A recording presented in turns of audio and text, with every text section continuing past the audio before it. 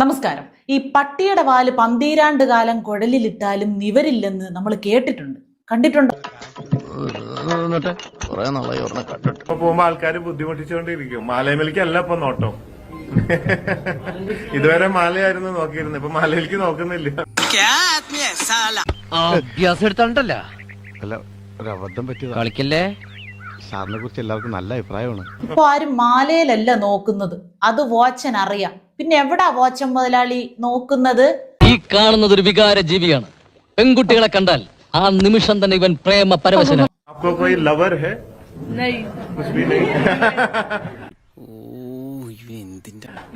അല്ല, കേരളത്തിൽ നിന്ന് അങ്ങനെ ആരെങ്കിലും, എന്നെ ഉദ്ദേശിച്ചല്ല പറഞ്ഞത്, വേറെ ആരെങ്കിലും?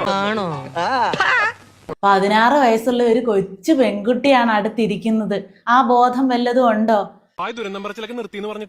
എന്ത് ചെയ്യാനാടാ, ഞാൻ ഇങ്ങനൊരു ദുരന്തനായി പോയി. കേരളത്തിൽ നിന്ന് കാമുകന്മാരെ വല്ലതും പ്രതീക്ഷിക്കുന്നുണ്ടോ? എന്നെ ഉദ്ദേശിച്ചല്ലെന്ന്. നിങ്ങളുടെ പേരക്കുട്ടി ആകാനുള്ള പ്രായം പോലും ആ കൊച്ചിനില്ല. അപ്പൂപ്പനാകാൻ പ്രായമുള്ളവൻ അടുത്തിരുന്നോണ്ട് പറയുന്നു കാമുകൻ എന്നെ ഉദ്ദേശിച്ചല്ലെന്ന്.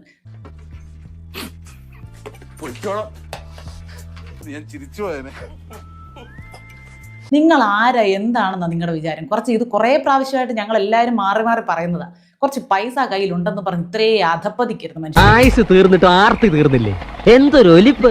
പെണ്ണുങ്ങളെ കണ്ടിട്ടില്ലേ? ബോറൻ. മാസത്തിലെ പട്ടികൾ പോലും ഇത്ര ആക്രാന്തം കാണിക്കില്ല. ഇത് പ്രേമമല്ല, ഒരു തരം ഞരം.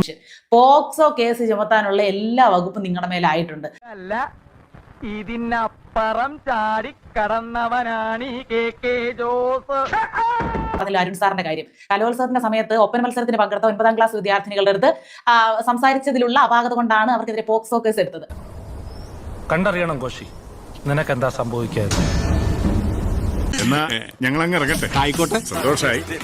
ഇന്നത്തെ വീഡിയോ നിങ്ങൾക്ക് എല്ലാവർക്കും ഇഷ്ടപ്പെട്ടെങ്കിൽ ലൈക്ക് ചെയ്യുക, ഷെയർ ചെയ്യുക, സബ്സ്ക്രൈബ് ചെയ്യുക.